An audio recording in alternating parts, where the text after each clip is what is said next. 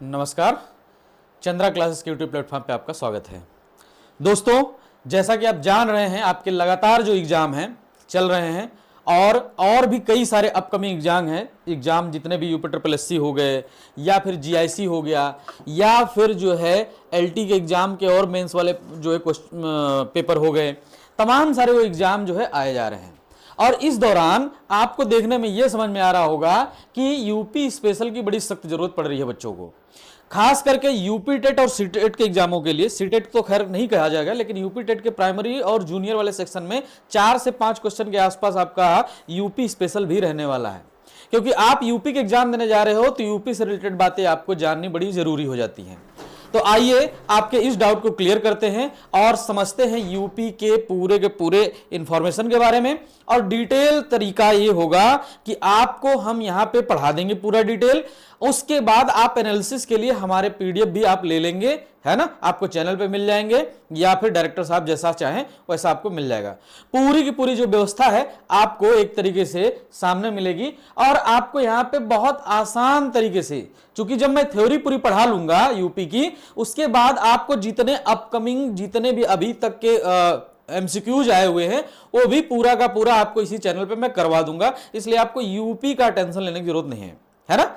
साथ साथ आपके कंप्यूटर के भी जो हिस्से बचते हैं, आपको पता है यूपीट्रिपलएससी के एग्जामों में खूब सारा ये जो पैटर्न बन गया है 35 क्वेश्चन का, कंप्यूटर प्लस यूपी स्पेशल, ये दोनों आपके लिए एकदम सहयोग करेंगे। जिनके 35 क्वेश्चन इधर बने वो सब्जेक्ट में अपना मार ले जाएंगे बाजी। और तमाम एग्जाम है, चुनावी वर्ष है साहब, सिलेक्शन आपका इंतजार कर रहा है, एक तरीके से समझिए। आइए हम उत्तर प्रदेश के कुछ महत्वपूर्ण तथ्यों को समझते हैं। सबसे पहली बात तो यही है कि जहां पे हम रहते हैं यानी कि उत्तर प्रदेश, जिसका शाब्दिक अर्थ ही है उत्तरी प्रांत। पहले क्या नाम हुआ करता था, चूंकि उत्तर के प्रांत में पड़ता था। अब भारत का मैप देखेंगे तो ईस्ट वेस्ट नॉर्थ साउथ जब डिवाइड होता है तो ये उत्तरी प्रांत में पाया जाता था, यानी कि यूं कहें कि लोकेशन की वजह से इसका नाम पहले उत्तरी प्रांत हुआ करता था। भारत एक है ना, भारत एक क्या है, उत्तरी प्रांत के नाम से यह जाना जाता था। और भारत एक उत्तर भारतीय राज्य, भारत का एक क्या है, ये उत्तर भारतीय राज्य भी है। और सबसे बड़ी बात तो यह है, भारत ही नहीं बल्कि विश्व का सबसे अधिक आबादी वाला जो राज्य है वो साहब उत्तर प्रदेश है ना, जिसकी आबादी लगभग 24 करोड़ के आसपास हो गई है, जिसको अगर मिलियन में कहा जाएगा तो 241 मिलियन के आसपास ये आ जाता है ना, लगभग 25 करोड़ हम लोग बोल देते हैं।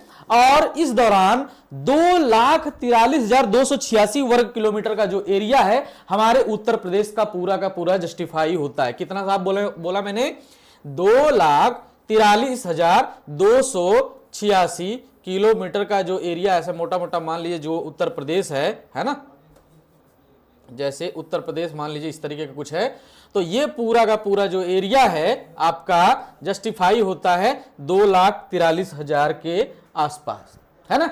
अब इसको अगर हम भारत के परिप्रेक्ष्य में देखें तो भारत का ये चौथा सबसे बड़ा यानी 4th सबसे बड़ा राज्य है क्षेत्रफल के मामले में। क्षेत्रफल के मामले में सबसे बड़ा राज्य जो है चौथा नंबर का ये है। तो नंबर 1 कौन है, नंबर 1 का ना खूब आप जानते होंगे, है ना, खूब आप जानते होंगे। ये आप यूपी स्पेशल पढ़ रहे हैं तो यहाँ पे आपकी यूपी की जानकारी मिलेगी। अभी हम साथ साथ जब जनगणना पढ़ाएंगे और पूरे इंडिया का जब बात करेंगे तो वहां पे आपको बता देंगे कौन सी सीरीज नंबर 1, वैसे राजस्थान है नंबर 1 पे, आप भी जानते होंगे एरिया के मामले में। मैंने पहले बता दिया यह विश्व का अगर सबसे अधिक आबादी वाला राज्य है तो इसका मतलब आपको समझ जाना चाहिए कि पूरे भारत का भी नंबर 1 आबादी में सबसे बड़ा राज्य कौन सा है, यही है ना। आते बढ़ते आगे, और देश के कुल क्षेत्रफल का यह कितने परसेंट है साहब, 7.3% है। याद रखिएगा ये भारत का डेटा बता रहा हूं मैं। भारत के परिप्रेक्ष्य में उत्तर प्रदेश का स्थान कितना, 7.3% है। एरिया कितना, 2,43,286 किलोमीटर। ये कुछ बेसिक बातें अभी होगी, अभी आपको मजा आएगा, निश्चित रूप से मजा आएगा, क्योंकि ये कुछ बेसिक बातें जब हम लोग कर लेंगे, जब आपके एग्जाम ओरिएंटेशन हम सारी बातें बताएंगे तो आप बिल्कुल ध्यान रखेंगे और एकदम अच्छे से आपको समझ में भी आएगा और आपको पढ़ने में भी आनंद आएगा। क्योंकि यहां पर्पज आपको पढ़ना कम, याद कराना ज्यादा है। मेरा याद कराना ज्यादा है। याद कैसे होगा, तो हमें इसको कोरिलेट भी करना पड़ेगा साथ साथ।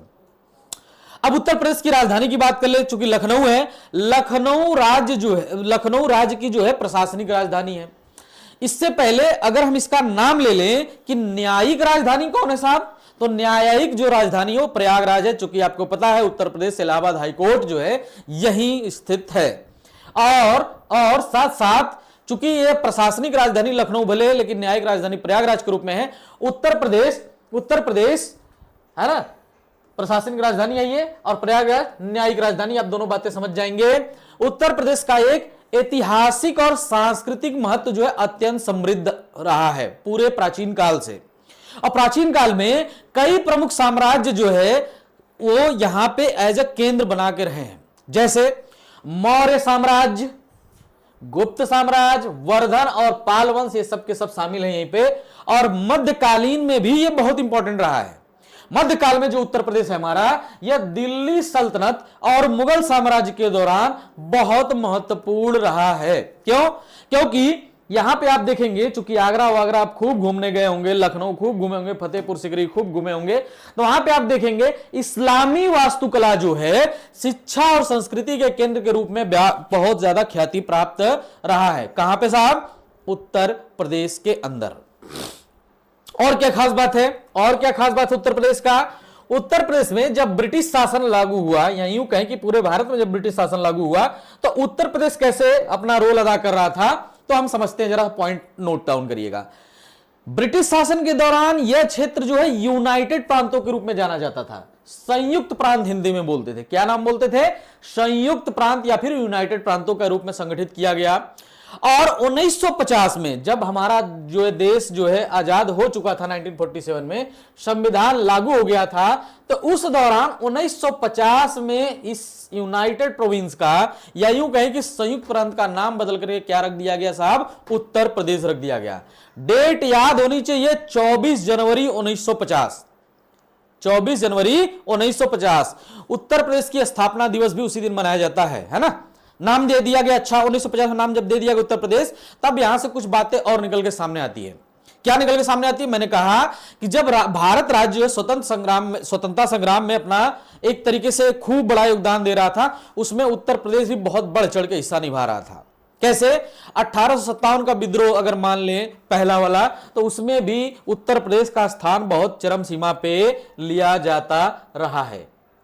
अब चूंकि उत्तर प्रदेश के बारे में थोड़ी सी और बेसिक बातें आपको पता है, हम रिवाइज कर लेते हैं। फिर से रिवाइज इसलिए करेंगे क्योंकि आपको भी रिकॉल होना चाहिए, यहां पे याद करके जाइए कि उत्तर प्रदेश स्पेशल में आप कंफ्यूज नहीं होंगे।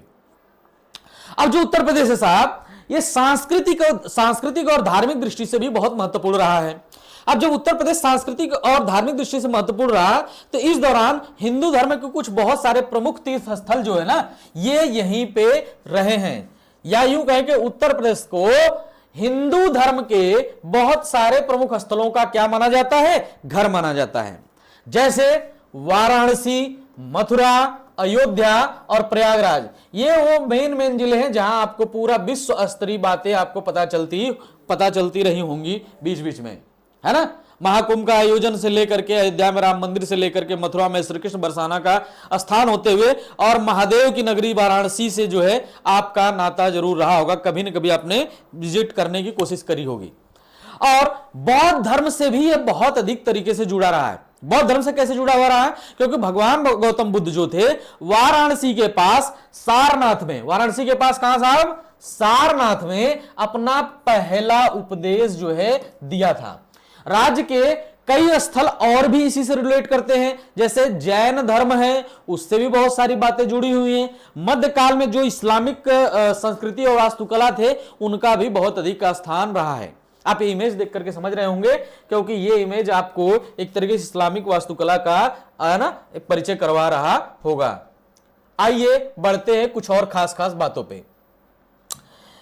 हम आपके क्वेश्चन आंसर भी करवाएंगे, स्टैटिक पार्ट भी करवाएंगे, बस आप थोड़ा ध्यान से सुनिएगा और समझिएगा। समझने का मतलब यह है कि आप चाहो तो एक पेन डाउन कर लो, है ना, थोड़ा सा नोट बना लो, अच्छा होगा। या फिर आप जो किताबें पढ़ते हो उसको पढ़िए, उसमें कोई डाउट नहीं है। लेकिन यहां पे आपका क्या है, एक तरीके से रिकॉल हो जाएगा, चीजों को, है ना, तरोताजा हो जाएंगे, तो आपको अदर सब्जेक्ट में टाइम मिल जाएगा। और जीएस कितना बड़ा रोल अदा कर रहा है ये आपके सिलेक्शन में। 2-4 नंबर जो लोग फेल हो रहे हैं, जो लोग बहुत माइनर मार्क्स से पीछे जा रहे हैं, उनको बिल्कुल भी ये बात अखर रही होगी कि भैया थोड़ा सा और मेहनत करने की जरूरत थी। आइए थोड़ी बात और करते हैं। जो हमारा उत्तर प्रदेश राज्य है उसमें कुछ प्रमुख प्रमुख त्योहार भी निकल के सामने आते हैं, जैसे कुंभ मेला हो गया जो प्रयागराज में, उसी तरह झूला मेला हो गया जो कि मथुरा में लगता है, उसी तरह माघ मेला भी जो है उत्तर प्रदेश में ही लगता है, यानी महाकुंभ के बाद जो कुंभ लगता है, कुंभ मेले के बाद। अच्छा, थोड़ा सा महाकुंभ, कुंभ और ये माघ मेला में आप कंफ्यूज मत होइए, पहले क्या आता है? महाकुंभ, है ना, महाकुंभ। इस महाकुंभ मेले की खास बात यह है, महाकुंभ मेले की खास बात है कि 12 ईयर्स बाद लगता है हमेशा, है ना, 12 साल बाद। उस बाद फिर क्या आता है? कुंभ आता है। कुंभ, कुंभ कहें या अर्ध कुंभ कहें, ये 6 साल बाद जो है लगता है। सरकार इसको 6 साल बाद कुंभ कहने लगी, है ना, कुंभ। उसी तरीके से जो हर साल लगता है, एवरी ईयर लगता है, उसको हम लोग माघ मेला बोलते हैं। क्या बोलते हैं साहब? माघ मेला हर साल लगता है ना, हर साल लगता है, या 1 ईयर मान लीजिए इसका टर्म्स है, 1 ईयर बाद फिर से लग जाता है ना। तो महाकुंभ, कुंभ, माघ मेला ये आप समझ गए होंगे। पॉइंट आउट करते हैं आगे। हमने कहा कि कुंभ मेला, झूला मेला, इसी तरह झूला मेला है, कहां गया साहब? झूला मेला मथुरा में लगता है, माघ मेला भी है जो है प्रयागराज का हिस्सा है ना। लाखों श्रद्धालुओं को आकर्षित करता है। और कमाल की बात यह है, कमाल की बात यह है कि उत्तर प्रदेश में 3 यूनेस्को विश्व धरोहर स्थल है। क्या है? 3 यूनेस्को विश्व धरोहर स्थल। इन तीनों के नाम हम चर्चा कर लेंगे। और ये जो ऐतिहासिक स्मारक है उसके लिए भी प्रसिद्ध है। कौन? उत्तर प्रदेश। आपको पता है बहुत सारे जो है मोन्यूमेंट्स यहां पे पाए गए हैं, जिनमें ताजमहल आगरा, लखनऊ, झांसी, वाराणसी, अयोध्या जैसे धरोहर शहर भी शामिल हैं। ये तो रही मोटी मोटी बात आपको उत्तर प्रदेश के बारे में एक ओवरव्यू बनाने के लिए। अब आपको कुछ स्टैटिक पार्ट जो आपको याद करने की जरूरत है वो यहां है। आइए याद करने वाली बातों को जरा समझते हैं। उत्तर प्रदेश के प्रशासनिक प्रभाग और जिले, इसके बारे में जरा चर्चा करिए। चर्चा ऐसा है कुछ, उत्तर प्रदेश में 18 प्रशासनिक प्रभाग हैं। ऐसे समझ लीजिए कि उत्तर प्रदेश के 18 जो मंडल हैं वो इस हिसाब से जो है 18 प्रशासनिक प्रभाग, 18 मंडल आप कह लें तो इसका नाम है। 75 जिले हैं, ये आपको पता ही है। अब 18 के 18 जो प्रभाग या मंडल है इनके बारे में जरा चर्चा करते हैं, समझते हैं। पहला क्या है साहब? सहारनपुर है। क्या है? सहारनपुर है। उसी तरीके से मुरादाबाद, बरेली, मेरठ, अलीगढ़, आगरा, देवी पाटन, है ना, बस्ती, गोरखपुर, कानपुर, लखनऊ, साथ साथ अयोध्या, आजमगढ़, झांसी, चित्रकूट, प्रयागराज, वाराणसी और मिर्जापुर, ये 18 के 18 प्रभाग हो गए, मंडल हो गए। अब इनमें हम थोड़ा और डिटेल में जाएंगे। आपको 18 मंडल याद तो होने चाहिए, लेकिन ये इनके नाम तो पूछने वाला नहीं है। लेकिन पूछेगा कि आपके एग्जाम में जो आपसे पूछा जाता है वो यहां है। इसमें हम पॉइंट आउट कर लेते हैं। हमने ये डेटा से दिखाने की कोशिश की है, लेकिन ये डेटा आप कतई याद नहीं रखेंगे। जो मैं बता रहा हूं सिर्फ आप उसको याद रखिए। क्या बोला मैंने? सबसे अधिक जनसंख्या वाले जिले, सबसे अधिक जनसंख्या वाले जिले। उत्तर प्रदेश में कई बड़े शहरी केंद्र हैं जिनमें औद्योगिक शहर और ऐतिहासिक स्थल भी शामिल हैं। अब पॉइंट आउट करते हैं सबसे अधिक जनसंख्या वाले जिले। नंबर 1 है साहब प्रयागराज, नंबर 2 है मुरादाबाद, नंबर 3 है गाजियाबाद, नंबर 4 है आजमगढ़, नंबर 5 है लखनऊ, नंबर 6 है कानपुर नगर। इस डेटा को हम और अधिक जस्टिफाई कर देंगे, आप कंफ्यूज कतई मत होइए, क्योंकि ये 2011 के हिसाब से है। अगर आपको कुछ कंफ्यूजन लगे तो आप अपने डेटा का सुधार भी कर सकते हैं। तो डेटा पे आप कतई मत जाइए। प्रयागराज सबसे बड़ा जिला है, आपको पता है, हमें भी पता है। अब यहीं पे जो आपके एग्जाम के पॉइंट ऑफ व्यू से जरूरी है, अब सबसे बड़ा है उसकी बात कर लेते हैं। इसकी जनसंख्या करीब इतना है ना, तो ये 5,95,000 सॉरी 59,54,351 है ना, करीब 60 लाख के आसपास जनसंख्या प्रयागराज की। साक्षरता दर यहां पे 72% के आसपास है। लिंगानुपात ये है। अब आपको इस पूरे डेटा पे नजर डालने की जरूरत नहीं है। उसी तरह बरेली और आगरा भी उसके सीरीज में शामिल है। अब बात बढ़ते हैं आगे। प्रयागराज सबसे बड़ा जिला, सबसे पॉपुलेटेड जिला, ये आप याद रखेंगे। क्षेत्रफल के मामले में मैंने कहा, क्षेत्रफल के मामले में सबसे बड़ा जिला लखीमपुर खीरी होगा साहब।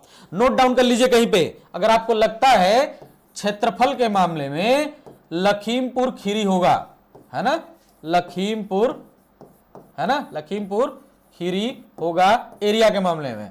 और पॉपुलेशन के मामले में, जनसंख्या के मामले में, तो क्या हो जाएगा साहब? राज हो जाएगा। बस इतनी सी बात आपको ध्यान रखने की जरूरत है। अब कुछ मुख्य शहरों के बारे में बात कर लेते हैं।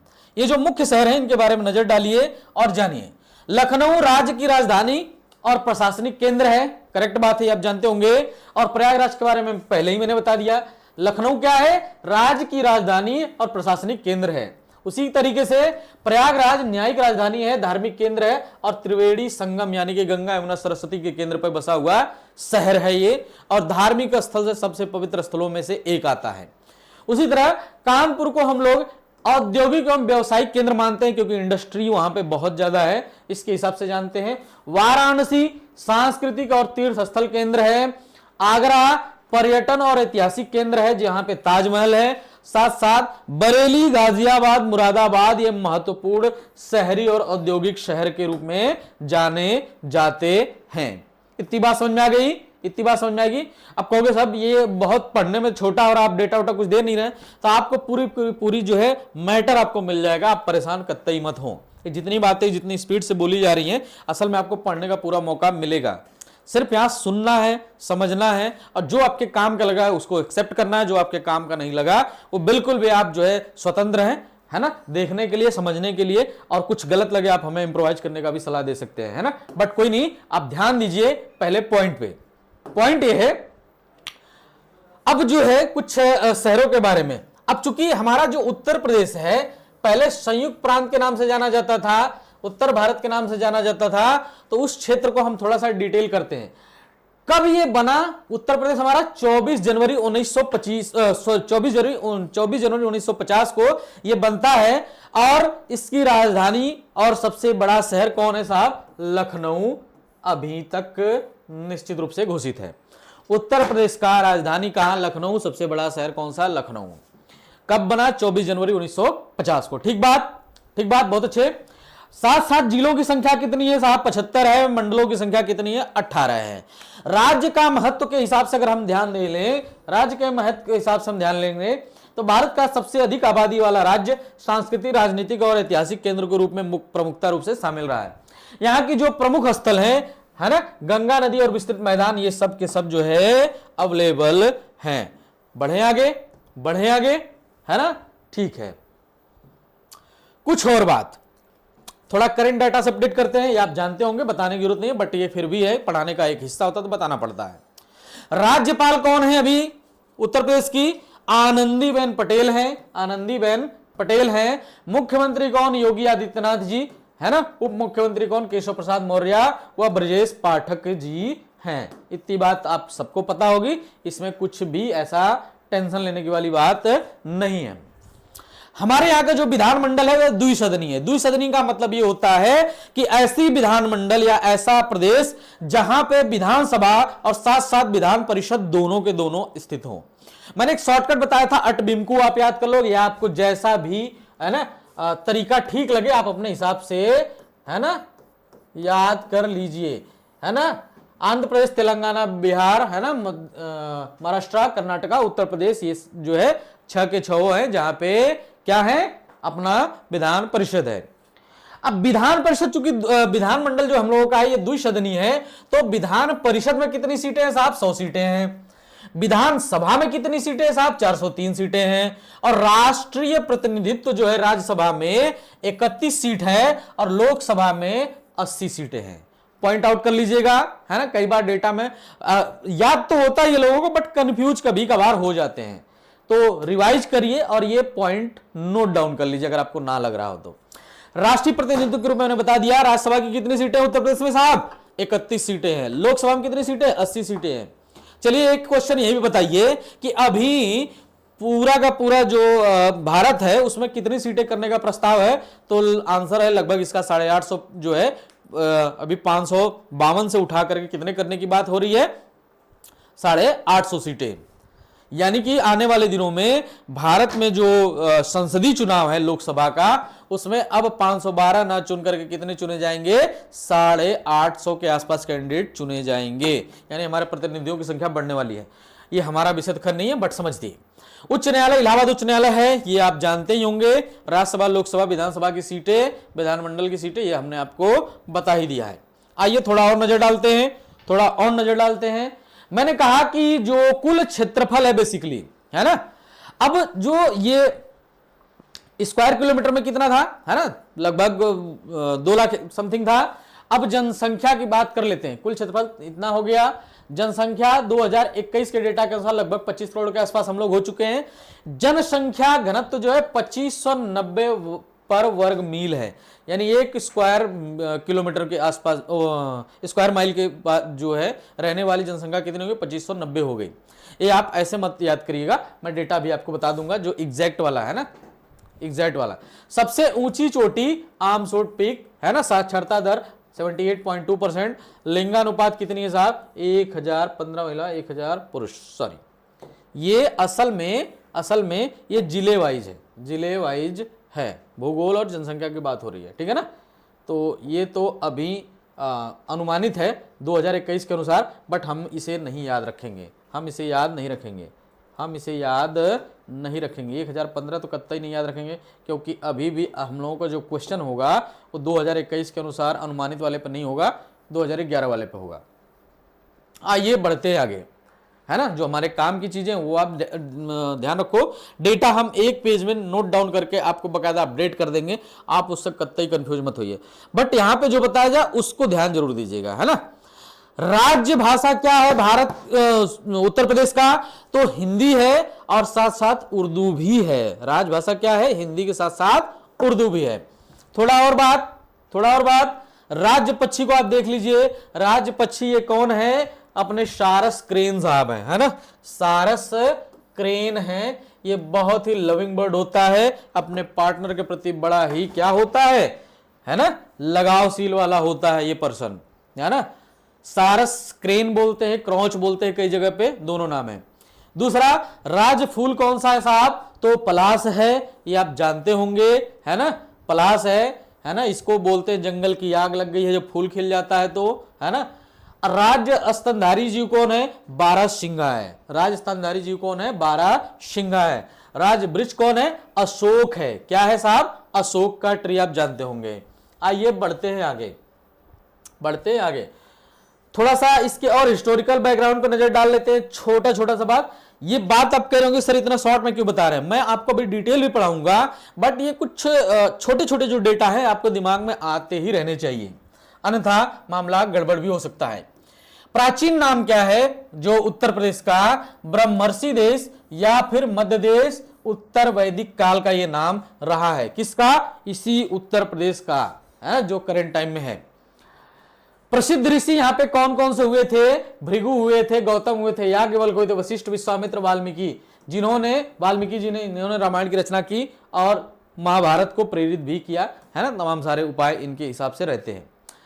6ठी शताब्दी ईसा पूर्व में जैन धर्म और बौद्ध धर्म की उत्पत्ति भी यही होती है। जैन धर्म और बौद्ध धर्म की उत्पत्ति यही होती है। जैन धर्म और बौद्ध धर्म की जन्मभूमि भी कहते हैं इसको।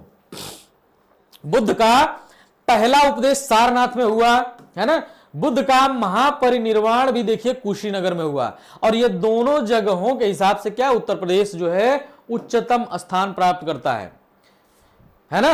बुद्ध का यूं कहें कि धार्मिक जन्मोत्सव एक तरीके से मान लीजिए वो सारनाथ में हुआ, है ना। बुद्ध का जो महापरिनिर्वाण होता है वह कुशीनगर में होता है, जो गोरखपुर के पास स्थित है ना। महत्वपूर्ण शिक्षा केंद्रों के रूप में जरा पहले जानते थे, अयोध्या, प्रयाग, वाराणसी, मथुरा, ये सारे के सारे जो है महत्वपूर्ण, है ना, शिक्षा केंद्र के रूप में जाना जाता था। मध्यकाल में हिंदू और इस्लामिक संस्कृतियों का मिश्रण हो जाता है, क्योंकि आपको पता है कि उत्तर प्रदेश में जो राज करता है एक तरीके से यूं कहें कि पूरे भारत को कंट्रोल करने की जो है क्षमता रखता था, है ना। उस टाइम पे बहुत सारे महान व्यक्तित्व भी यहां पे पैदा हुए। रामानंद हो गए, कबीर हो गए, तुलसीदास हो गए, सूरदास हो गए, तमाम सारे वो महान व्यक्तित्व भी उत्तर प्रदेश में ही पैदा हुए, है ना। ब्रिटिश काल में आगरा और अवध का विलय हो जाता है, आगरा और अवध का विलय हो जाता है, तब उसका नाम रखा जाता है यूनाइटेड प्रांत या यूनाइटेड प्रोविंस, और इसी यूनाइटेड प्रोविंस का नाम बदल के 1950 में क्या हो जाता है, उत्तर प्रदेश का नाम कर दिया जाता है। इतनी बात आपको पता रहेगी, कितनी बात आपको पता रहेगी, आपको पता होगी, निश्चित रूप से पता होगी। बट ये है कि जब वहां पे थोड़ा आता है तो लोगों को इफ एंड बट में कंफ्यूजन होती है, तो आप वहां पे कंफ्यूजन ना करें, इसके लिए आप जो है यहां पे ध्यान देते रहिए। राज्य जो है 18 मंडलों और 75 जिलों में विभाजित है, ये आप जानते होंगे। और ये जो हमारा उत्तर प्रदेश है, इसके पश्चिम में, ऐसे मान लीजिए बीच में अगर यूपी है तो ईस्ट ये वाला पार्ट हो गया, वेस्ट ये वाला पार्ट हो गया, नॉर्थ ये वाला पार्ट हो गया, साउथ ये वाला पार्ट हो गया। अब सबसे पहली बात तो कि पश्चिम में क्या है साहब, राजस्थान है। क्या है, राजस्थान है। और उत्तर पश्चिम में हरियाणा है। उत्तर पश्चिम में माने इधर कहीं पे हरियाणा है, HR है ना, HR हरियाणा है। हिमाचल प्रदेश और दिल्ली है ना, यहीं पे हिमाचल प्रदेश भी है ना, और साथ साथ दिल्ली भी है ना यहीं पे। और इसके नॉर्थ वाले डायरेक्शन में यूके यानी उत्तराखंड, साथ साथ नेपाल है ना, इंटरनेशनल बाउंड्री नेपाल। और पूर्व में बिहार है ना, बिहार। और इस साउथ में MP मध्य प्रदेश और छत्तीसगढ़ है ना, छत्तीसगढ़। और साथ साथ झारखंड है ना, JH झारखंड। ये सब के सब जो है स्थित है, आप समझ गए होंगे। वेस्ट में राजस्थान, नॉर्थ में उत्तराखंड नेपाल, ईस्ट में बिहार, साउथ में मध्य प्रदेश छत्तीसगढ़, और क्या रहेगा, झारखंड रहने वाला है। अब आप समझ सकते हो कि एक इंटरनेशनल बाउंड्री के साथ साथ उत्तर प्रदेश कितना इंपॉर्टेंट जो है सामरिक रूप से कितना जरूरी हिस्सा हो जाता है। थोड़ा बात आगे बढ़ाते हैं। हमारे यहां जो उत्तर प्रदेश में जो एग्रीकल्चर है, कृषि है, लगभग 66% जनसंख्या जो है कृषि में ही लगी हुई है। कितनी मैंने बात करी, 66%। आपको ये डेटा एग्जाम में कतई नहीं पूछेगा, लेकिन एक मोटा मोटा आइडिया होना चाहिए। 164.17 लाख हेक्टेयर भूमि पर यह कृषि जो है उत्तर प्रदेश में होती है। तो आप समझ सकते हो कि उत्तर प्रदेश में कितना बड़ा वर्ग जो है एग्रीकल्चर पे डिपेंडेंट है और कितना जरूरी काम हो रहा है। उद्योग और खनिज की बात करें तो हमारे यहाँ जो माइक्रो जो है MSMEs हैं है ना, सूक्ष्म उद्योग हैं, वो लगभग 6,12,338 हैं। ये डेटा आपको ये भी नहीं याद रखना है। निवेश जो है अभी 7,000 के पार कर गया है, 7,000 करोड़ के आसपास जो अभी जो है करंट डेटा था उसके हिसाब से। सार्वजनिक क्षेत्र खनन क्या होता है, चूना पत्थर, मैग्नेसाइट, कोयला, रॉक फॉस्फेट, डोलोमाइट, सिलिका रेत, ये थोड़े थोड़े मात्रा में उत्तर प्रदेश में भी मिलते हैं।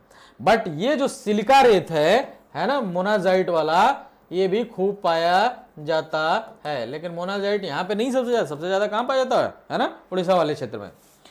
निजी क्षेत्रों का भी खनन क्षेत्र है, चूना पत्थर, सिलिका रेत, मैग्नेसाइट, पैराफिलाइट, डायस्पोर, ये सब यहाँ पे पाए जाते हैं। मुख्य उद्योग क्या है, जैसे सोनभद्र में सीमेंट प्लांट, ये सबसे बड़े एरिया में स्थापित है, जो कि देखने को मिलते हैं उत्तर प्रदेश के अंदर। पॉइंट आउट करें, बढ़े आगे। अब यहां पे सिंचाई और इलेक्ट्रिसिटी का क्या लेवल है। इलेक्ट्रिसिटी की पहले बात कर लेते हैं। जो हमारे यहां विद्युत निगम है, कॉर्पोरेशन जिसको बोलते हैं, UPP है ना, उत्तर प्रदेश पावर कॉर्पोरेशन है ना, UPPCL, उत्तर प्रदेश राज्य विद्युत उत्पादन निगम, Uttar Pradesh hydel power corporation, UPSEB से पुनर्गठित, ये 2000 में पुनर्गठित किया जा गया। ये तीन जो है पावर कॉर्पोरेशन विद्युत निगम के रूप में स्थापित है। अब इनकी क्षमताओं के बारे में तो आपसे पूछेगा नहीं, बट मोटा मोटा खाली अंदाजा लगाइएगा। मोटा मोटा अंदाजा ये है कि 2001 में क्या है, लगभग इतना मेगावाट था और 7-8 में इतना है। तो ये डेटा बदलता रहता है, ये आपके भी काम का नहीं है ना, ये आपके काम का नहीं है। परिवहन का हिसाब जरा जानिए। परिवहन क्या है, लगभग 1.5 लाख किलोमीटर के आसपास जो है सड़कें हैं, अभी और सरप्लस हो रही हैं। राष्ट्रीय राजमार्ग जो है 3,820 किलोमीटर के आसपास जो है क्रॉस कर चुका है। और ये पूरा का पूरा आप डेटा देख रहे होंगे, ये भी आपके काम का नहीं है। अगर राजमार्ग से क्वेश्चन पूछा जाएगा तो अभी हाल ही में बहुत सारे राजमार्गों का मुख्यमंत्री योगी आदित्यनाथ ने उद्घाटन किया है। उस उद्घाटन के दौरान जो जो भी राजमार्ग आए, बस क्वेश्चन उसी से बनेगा, तो वो और अधिक करंट अफेयर का हिस्सा है। हम करंट अफेयर जब लेते रहते हैं तो उस वक्त आपको बता देते हैं कि ये यूपी से रिलेट करता है, तो आपको ये चीज याद रख लेनी चाहिए, बस वहीं पे आपका काम हो जाना चाहिए। हमारे यहाँ बहुत सारे फेस्टिवल मनाए जाते हैं और आपको पता है कि कौन कौन से फेस्टिवल, मोटा मोटा बात कर लेते हैं। जैसे महाकुंभ मेला है, जिसको हम लोग क्या बोलेंगे, महाकुंभ। ये कुंभ मेला, महाकुंभ का नाम ही कुंभ कह सकते हो, है ना, बट इसको महाकुंभ के नाम से ज्यादा जाना जाता है। ये जो महाकुंभ मेला है साहब, इलाहाबाद में हर 12 साल पे लगता है और हर 6 साल पे अर्ध कुंभ लगता है। ये बात अब देखे होंगे। माघ मेला इलाहाबाद में लगता है, हर साल लगता है, जिसको हम लोग, है ना, माघ मेला ही बोलते हैं। झूला मेला कहाँ लगता है, मथुरा वृंदावन अयोध्या में लगता है। और गंगा जो है एक तरीके से पवित्र स्नान जो है कब किया जाता है, कार्तिक पूर्णिमा के टाइम पे किया जाता है। और बोल जाता है कि इस वक्त जो है बहुत सारा है पवित्रतम स्थल उसके साथ साथ मिलता है। तो पवित्रतम स्थल की बात कर लेते हैं। ये गढ़मुक्तेश्वर है, उत्तराखंड में पड़ता है। सोरन, राजघाट, ककोरा, बिठूर, कानपुर, ये सब के सब जो है गंगा के पवित्र स्थल है। इलाहाबाद, वाराणसी और अयोध्या ये सब यहीं पे मिलते हैं। और साथ साथ आप देखते होंगे प्रसिद्ध पशु मेला लगता है, कहां पे, उत्तर प्रदेश में ही। तो इसका नाम एक है बटेश्वर, जो कि आगरा में लगता है। ये आप याद रखिएगा, याद करने वाली चीज है साहब।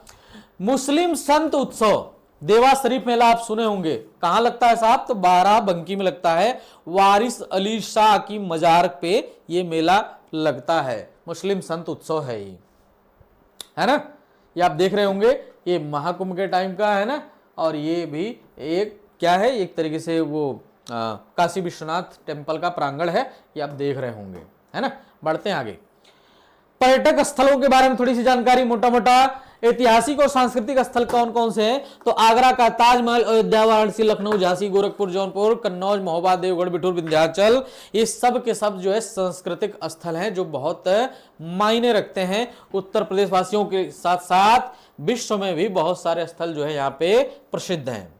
अब विश्व में जो स्थल प्रसिद्ध है उनके बारे में जरा जानिए, वो कुछ और स्थलों के बारे में जरा जानिए। मैंने कहा जो तीर्थ स्थल है, वाराणसी हो गया, विंध्याचल हो गया, अयोध्या हो गया, चित्रकूट हो गया, प्रयाग हो गया, नैमिषारण्य, मथुरा वृंदावन, देवा शरीफ, फतेहपुर सीकरी, शेख सलीम चिश्ती की दरगाह है फतेहपुर सीकरी, सारनाथ है, श्रावस्ती, कुशीनगर, संकिसा, काम्पिल, पिपरावा, कौशाम्बी।